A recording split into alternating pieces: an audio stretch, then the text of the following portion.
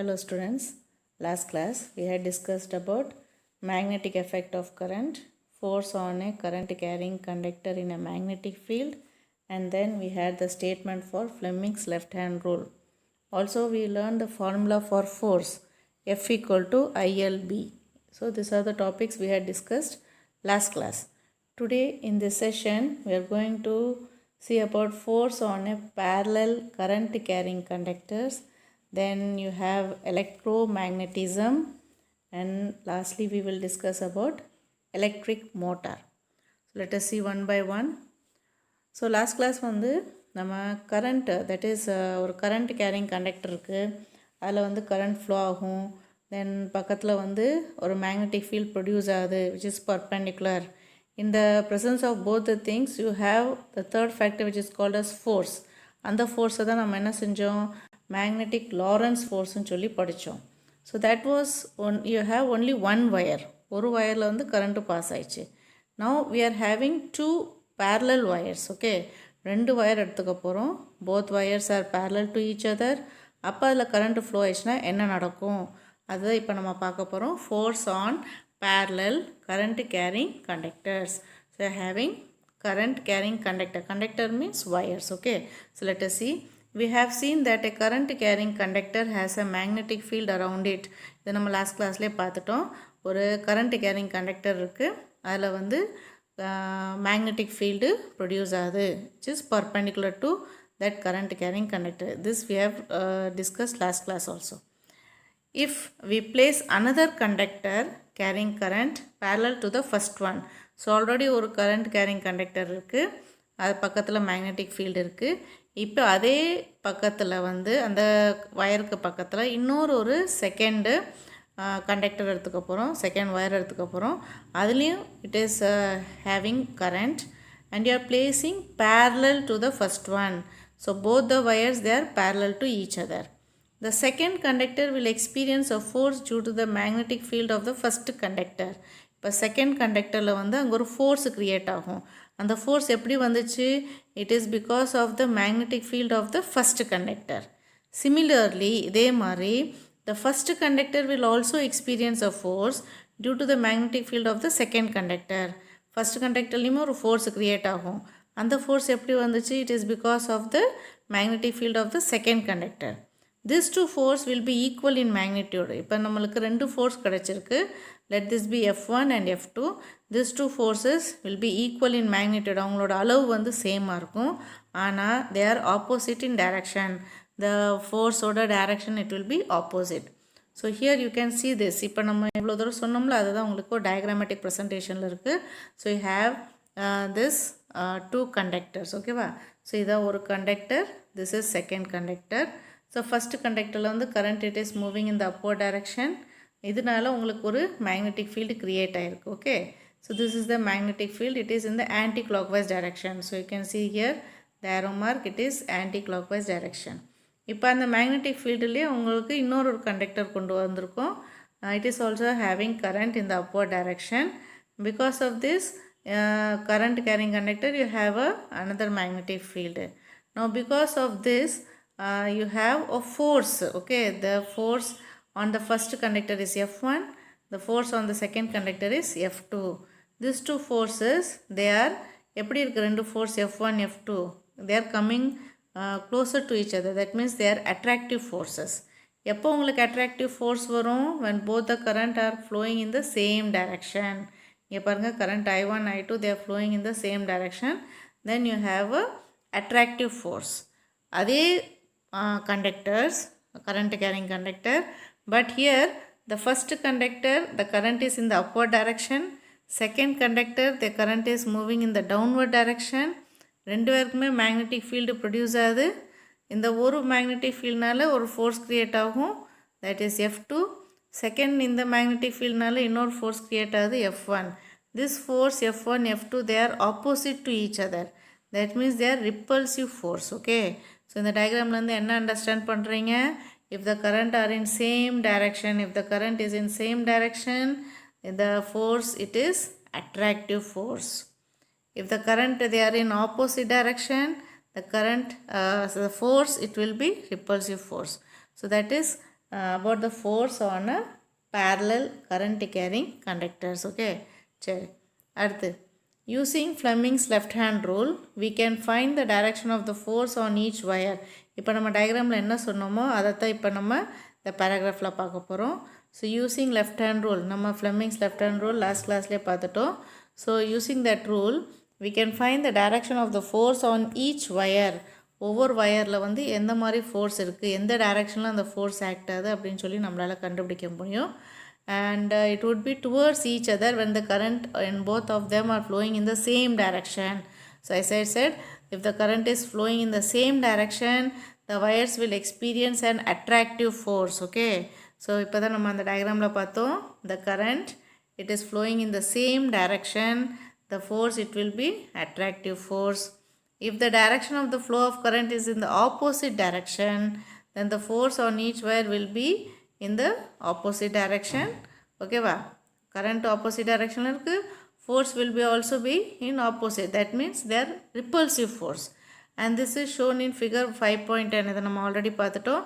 the perpendicular view it will be shown in figure 5.11. அதை நம்ம இப்போ பார்க்க போகிறோம். the perpendicular view இதுதான் உங்களுக்கு the perpendicular view. இதில் என்னென்னா this 2 points, இந்த points இருக்குல்ல, they are the current carrying conductors. and the red கலரில் தெரியுதா, இதுதான் உங்களுக்கு அந்த மேக்னெட்டிக் ஃபீல்டு. ஓகேவா, so this is circular magnetic field கொடுத்துருக்காங்க பாருங்கள். So both are in the same direction, so you are having attractive force. But இங்கே பார்த்தீங்கன்னா இந்த second diagram again this are what is the current carrying conductor. இங்கே பார்த்தீங்கன்னா இங்கே ரெண்டுமே dots இருக்குது. Okay, that means the wire they are moving inwards. But இங்கே பார்த்தீங்கன்னா ஒரு இடத்துல டாட் இருக்குது, இதுல ப்ளஸ் இருக்குது. So this means their current is moving outwards, here current is moving inwards. So that means both are in opposite direction, so force is repulsive force.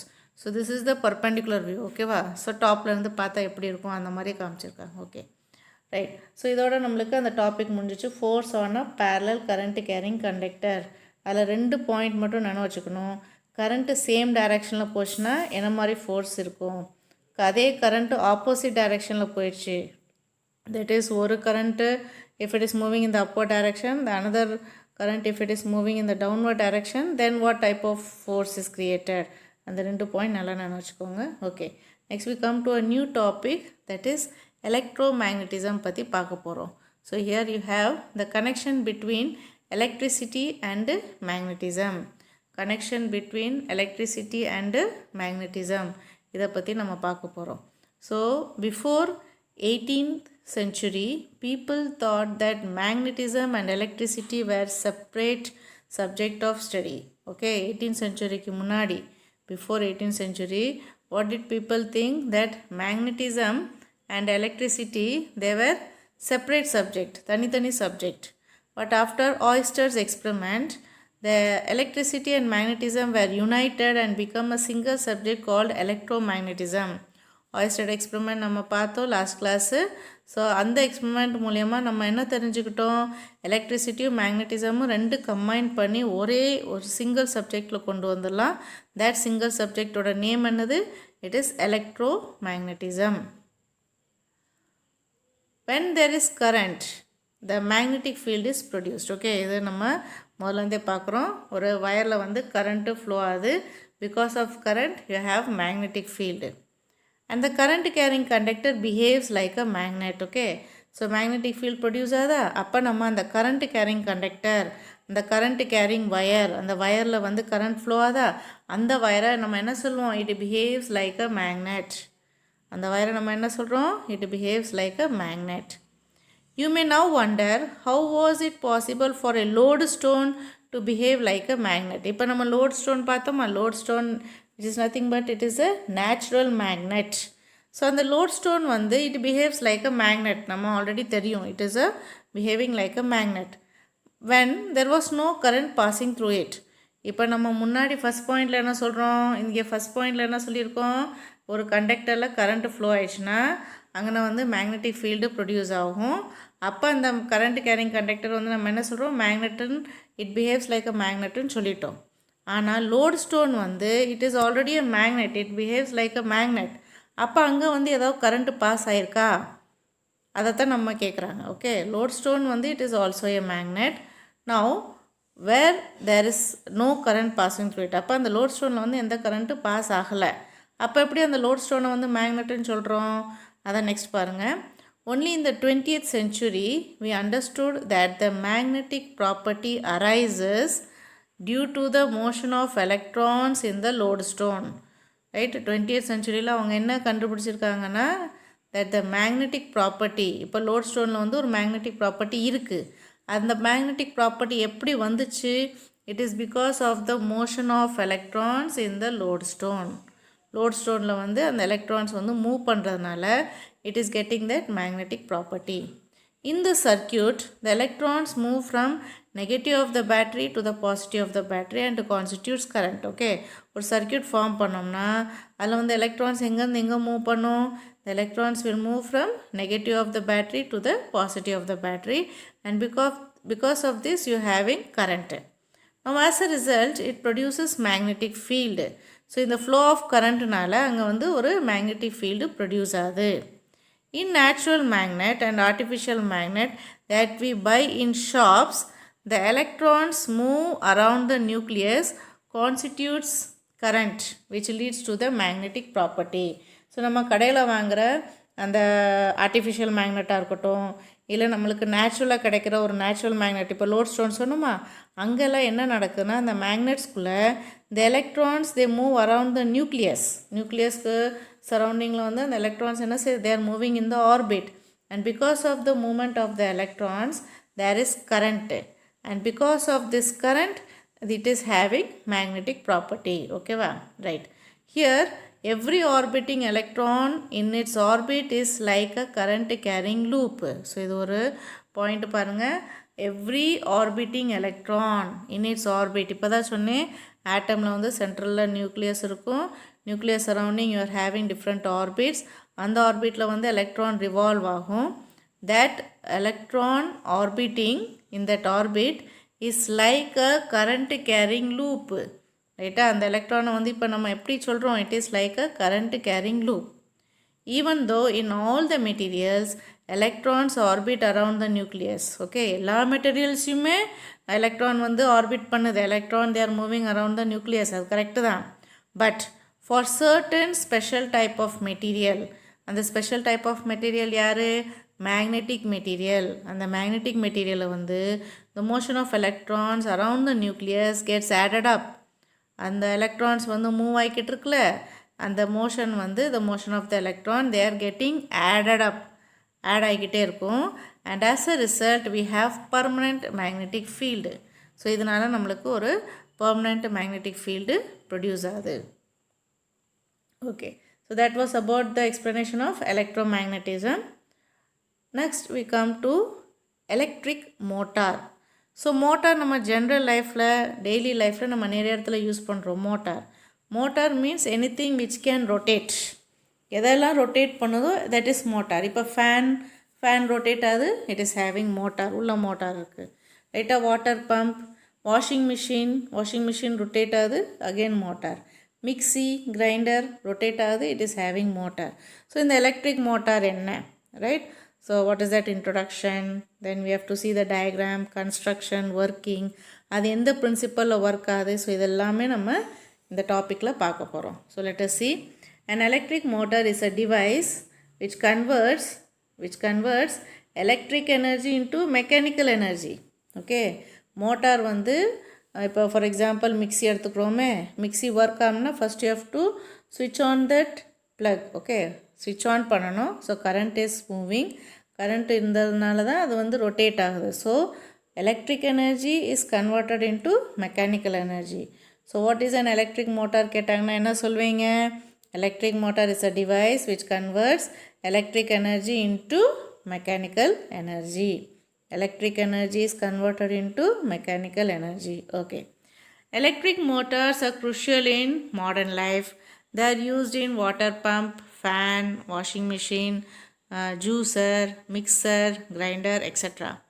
We have already seen that when electric current passes through a conductor placed normally means perpendicular in a magnetic field a force is acting on the conductor. So இப்போ தான் in the beginning of that parallel current carrying conductorல பார்த்தோமா.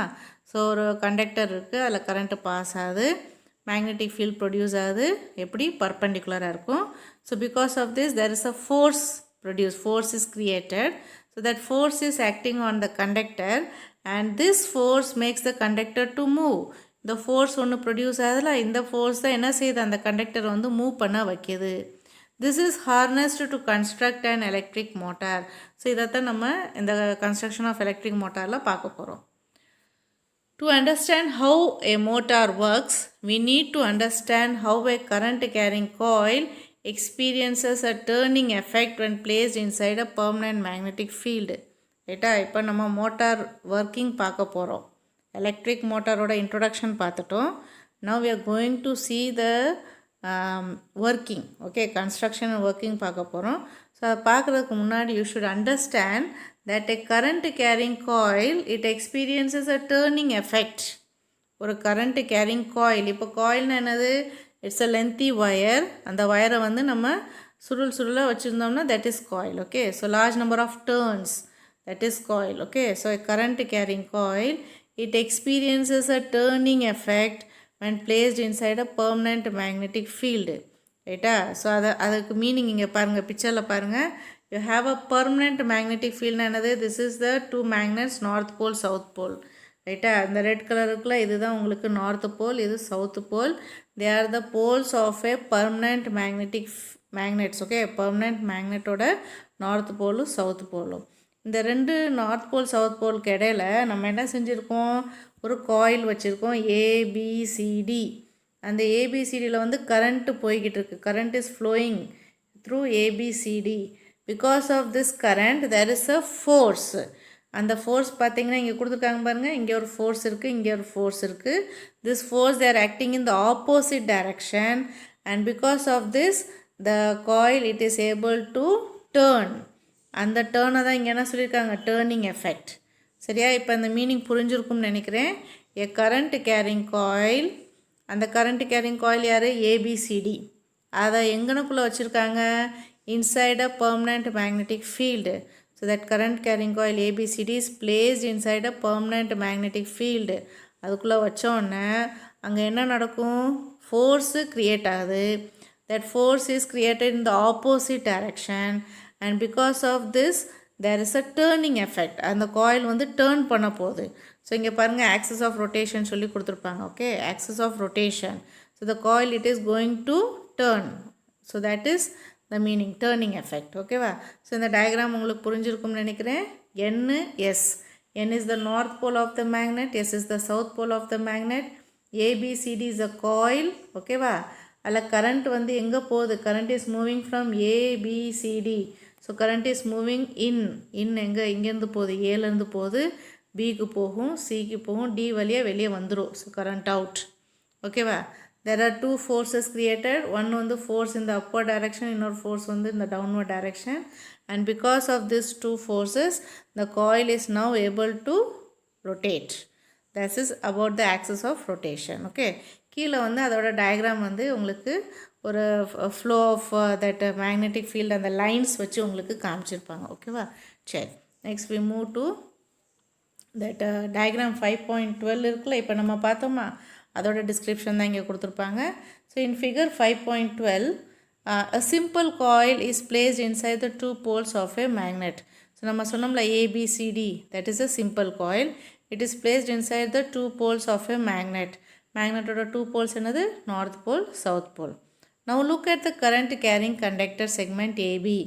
அந்த current carrying segment இருக்குல்ல AB, அந்த ஏபியில் வந்து பார்த்திங்கன்னா the direction of the current is towards B. இப்போ தான் பார்த்தோம், ஏலேருந்து பி போச்சு. So the direction of the current is towards B.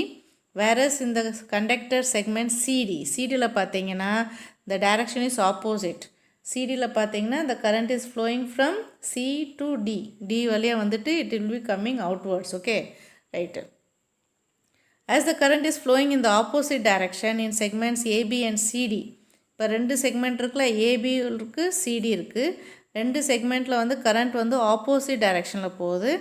The direction of the motion of segment would be in the opposite direction according to Fleming's left hand rule. Okay, so current எந்த டைரக்ஷனில் போகுது?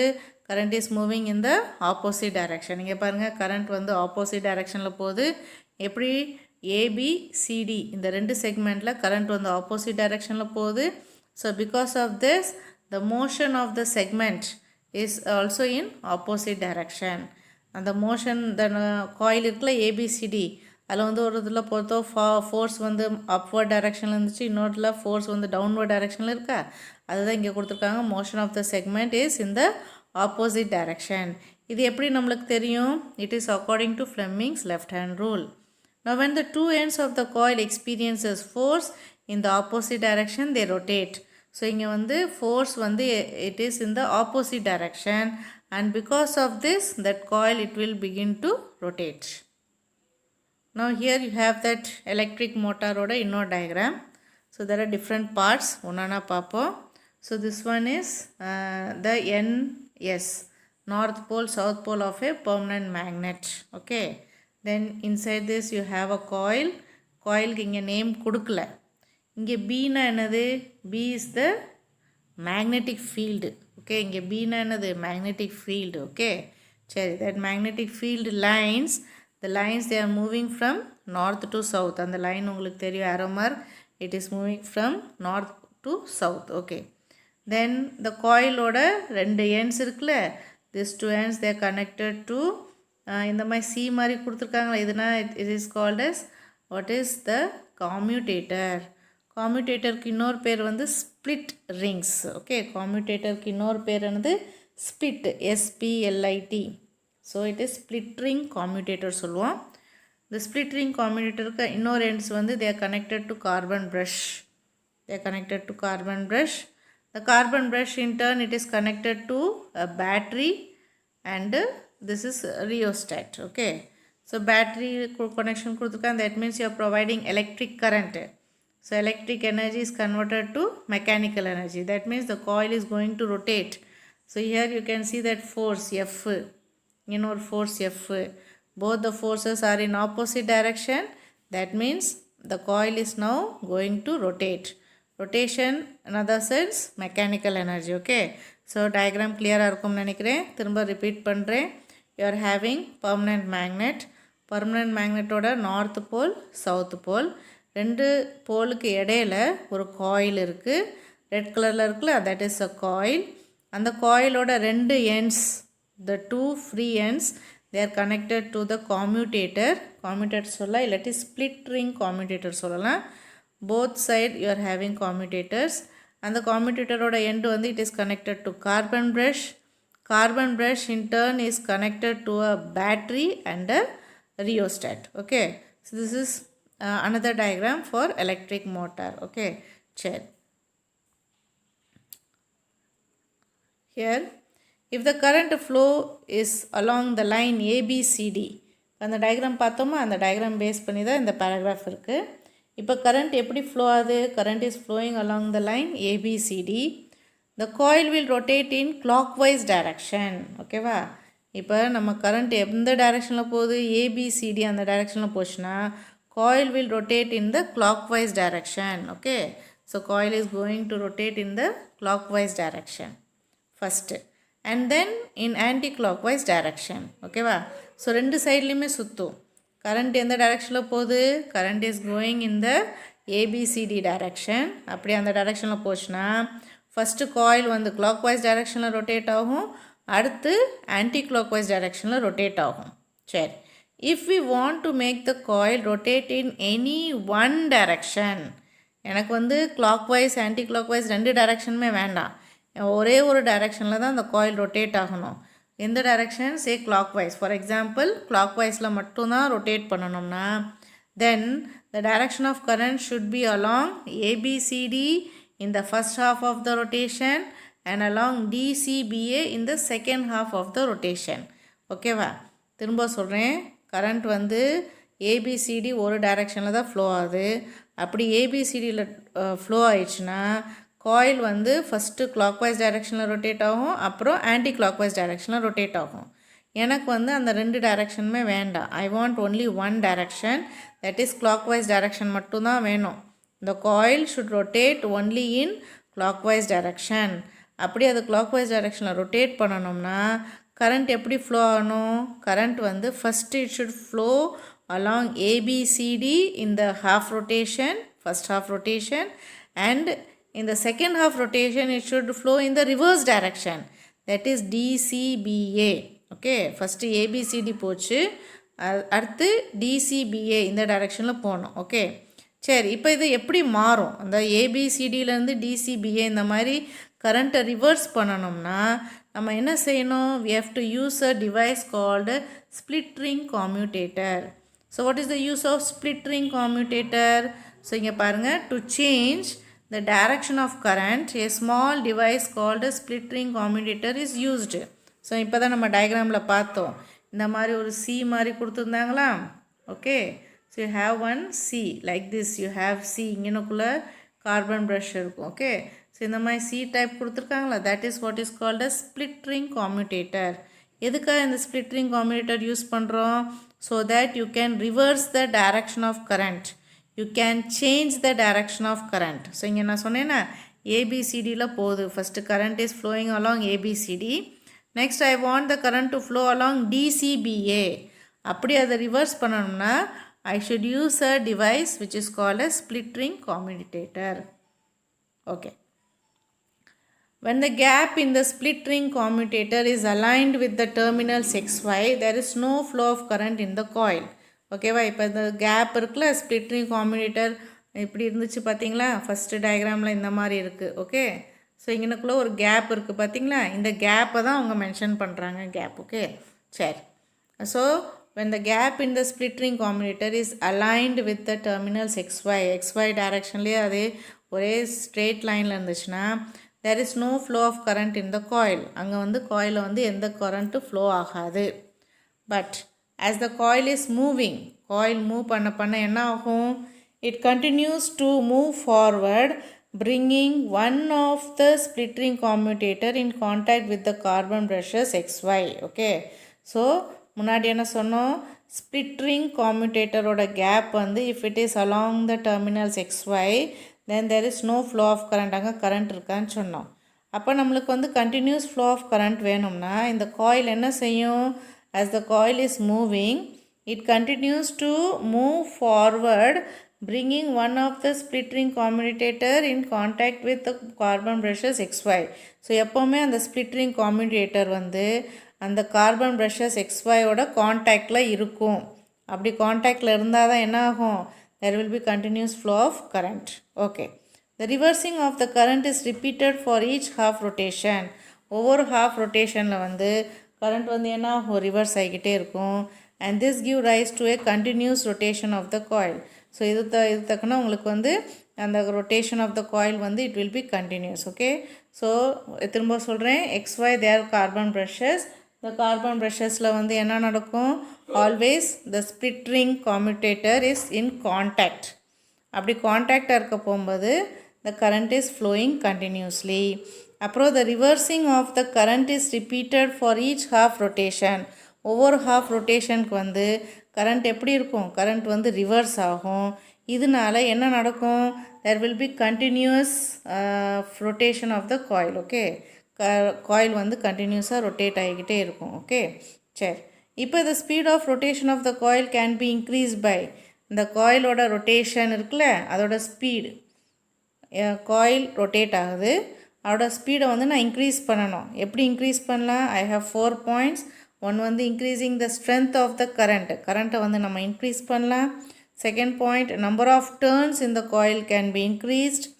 Third, increasing the area of the coil, and lastly increasing the strength of the magnetic field. Okay, திரும்ப சொல்கிறேன், coil வந்து rotate பண்ணுது. Rotate பண்ணுறப்போது அதோட speed வந்து நான் இன்க்ரீஸ் பண்ணணும். I have to increase the speed of the rotation of the coil. So it can be done by 4 methods. One வந்து you have to increase the strength of the current increase பண்ணணும். Second, number of turns in the coil increase பண்ணணும்.